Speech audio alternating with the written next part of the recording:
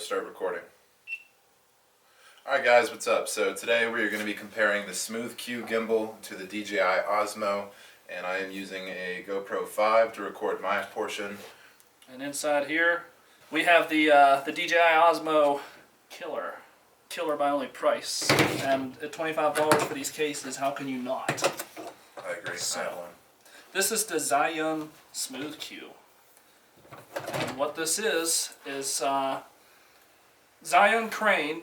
If you've heard of those models for mirror and mirrorless cameras, they made one for phones. And it's not a DJI OSMO. It's got a nylon finish. It actually looks like EPDM that covers it, but it's actually just nylon. It's light. It's got an internal battery. You can't remove it. But the price point on it is just worth it.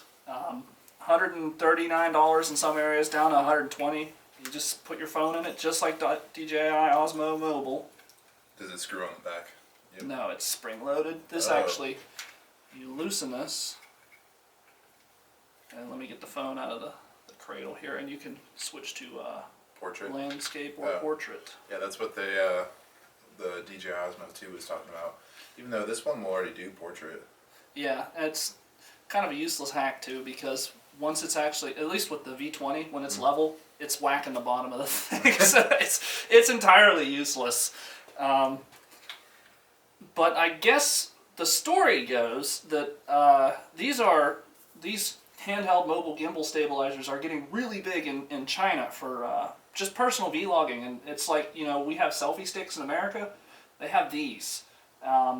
So Zhiyun is kind of capitalized on making the one that everyone can afford. And it's made it here in the United States. I found it from Peter McKinnon. He did a review on one. So we'll go ahead and power that guy up. Now the important thing you got to realize with these gimbal stabilizers, and I noticed this with a lot of new users, is that they don't balance them. There's actually a screw, the Osmo has it too. Right here you loosen it. You can push it in or out. You want to make sure this guy balances just right so that the motors aren't working overtime and heating up to shorten the lifespan. Yeah, I just discovered that today actually. Never read the instructions, so don't be like me. So we'll go ahead and power this guy up. It's real easy to start. You just hold the red button there. And it just comes in. And it always starts in pan follow mode. But you can lock it. You just tap twice. Yeah, the difference between this and the Osmo is the Osmo has a physical trigger on the back of it that selects the mode or locks it, if you will. On the Smooth Q, you have to physically press the button. Back into that, and I can tap twice, and now it'll just follow no matter where I go. It's always going to stay landscape and always perpendicular with the handle. It has an app, and there's actually, you can zoom in, zoom out with this thing. There's a joystick control that in pan follow mode just makes it rotate. Though it's interesting how yours can tilt. With the Osmo, you cannot tilt, you can only be directional. Yeah, this one, this is for setting it into landscape mode, but as you can see, it realizes it's going to impact there and Limits you. Now, there's a few key differences between this and the Osmo, and the main one being that the Osmo is very, very quick on its response, whereas the Zhiyun... Yeah, so I can just play it back and forth. Yeah. The Zhiyun is a little sluggish on responding to your commands. Here, we can do it for the camera. Yeah. No, yeah. It didn't understand. If I do that, it'll impact. So I got you with the Zhiyun. You got to be very gentle. Yeah, I've noticed you generally have to limit your field of motion between like this bar. Like if you extend it past that bar, that's when it starts to tilt. But this with the GoPro, it'll actually impact. Yeah. Oh, there it goes. So it kind of gave up there. But on the other hand, it does handle very nice. Comparable results. We'll get a little video of comparing stability between the two. There is a... The motors these are actually, both... Now that it's balanced, it's not super hot. Yeah, motors shouldn't be getting too hot. No. No. Not like they were. That was scary. fit and finish. So this thing is far and away much cheaper built than the Osmo. Yeah, but the handling Osmo is has not like a rubberized grip on the front. nice EPDM covering. I don't know if you can That's see going to that. start smelling like dick after about 2 years. Yep. Break down, start getting sticky. Gross. So we'll go ahead and get this out because everyone wants to know the big thing is you get these things for so cheap. Well, the Osmos, what's the Osmo retail for? About $300, right? I think it's 200 now. 200 now, and they advertise only fits a phone. Well, there's ways around. As you can see, this is not the Osmo Go. Yeah. This is the mobile, but it's got a GoPro on it. So one of the things you can do is they have a GoPro plate for his that you can mount.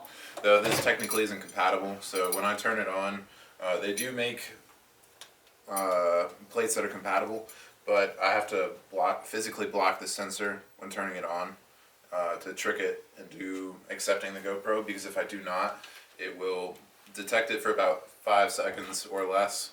So boom, and then dead. And you just block the sensor. There's no sensor on the Zhiyun, and I went with a plate from PGY Tech. This is a really, really nice, beautifully made billet piece of aluminum. It's anodized with their logo on it, and you can mount that in the phone. Now, you can mount that in the gimbal. GoPro, stop recording. It worked first time that time.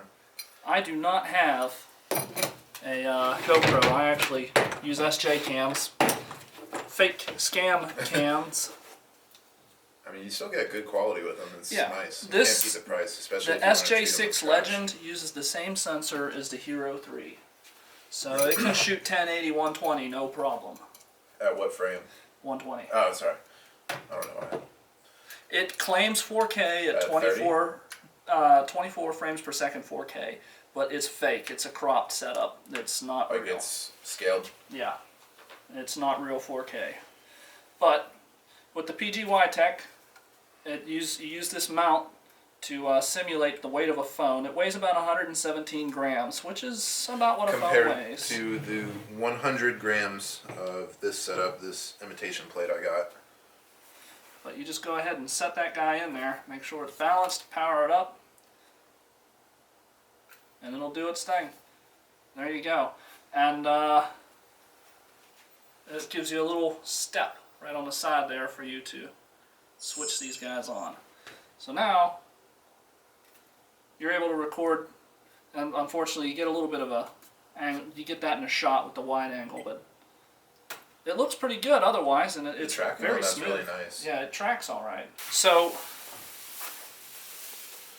how do you charge the Osmo? So the DJI Osmo uses a proprietary cable, almost like a 3mm headphone jack or whatever you want to call it. Okay. USB. Kind of got you beat there. This uses a micro USB. Just found in any cell phone, any Android device, you can charge it with that. But I'm really going to rub it in with this. The battery life on this thing is advertised at 12 hours, and I've gotten 15 hours of use out of this thing. Now, I didn't run around the whole house carrying the thing. I just turned it on and let it hold itself and move around. How many milliamps is your battery? You can't remove the battery. It's an internal battery. The whole bottom here is a battery. This is 900 milliamp or 980 swappable. Here's the thing. I've got a full-size USB port on the bottom. Yep. You can plug any mobile device into this thing and charge it from the battery. But can you charge that while you use it? Not from this, but you can charge it from here while you use it. If you've got any USB Type-C phone, you can just plug it right in there and it'll charge it. It'll charge that or the phone? This will charge the phone. If the phone is USB Type-C, you can just use a converter cable to charge it. Yep. That's nice, especially if you have like an external battery pack. You could literally just keep it in your pocket. I kind of expect some real cheap kit for amateur photographers running around with just like the A6300 with camera mounts on the side and batteries glued on and stuff. But you don't need it with this. I mean, it does 15 hours of intermittent use with me. I just switch it on, play around with it, switch it off. Just throughout the day I play with it, and I got about 15 hours from it. I'm not sure what the use time is on this. More than you'll need. I don't know who would do 15 hours with this thing on one shot. I think it's for people who forget to charge their stuff. Remaining footage to get some B-roll. 60 minutes is what they say you'll get of recording time. Or 6 hours of standby. Okay. But standby is not when it's active. it's just like you tap it and it'll come back to life. Huh. This says 12 hours. I'm interested to see what that battery life is and why it's so inefficient.